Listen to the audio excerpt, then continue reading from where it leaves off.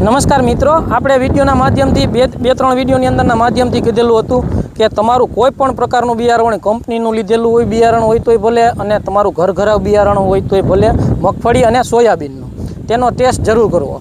હવે અત્યારે આપણે જે ફિલ્ડમાં ઊભા છીએ 15 વીઘાનું ફિલ્ડ છે, એ 99.99% સાવ ફેલ છે. આ તમે જુઓ, મેં અહીંથી જ આના દાણા કાઢેલા છે અને આમાં તમે જોઈ શકો છો ક્યાંય ઉગેલું નથી ને ઉગેલું છે એ 2-3 ફૂટના છેટે છોડવા ઉગેલા છે.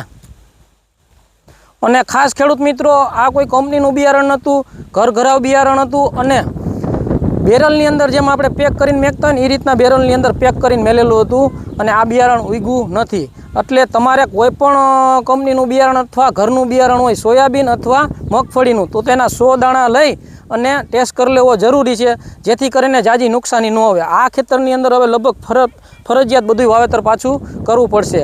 એટલે આપને જાજી નુકસાની ન આવે તેના માટે 100 દાણા વાવી દેવા, જે 15 મિનિટનું જ કામ છે. અને 100 દાણામાંથી 80 દાણા ઉગે એટલે એ 80% જર્મિનેશન કહેવાય, 80% ઉગાવો કહેવાય. ત્યાં સુધી વાંધો નથી. એથી ઓછા ઉગે તો એ વાવવા લાયક બિયારણ નથી. જય જવાન, જય કિસાન.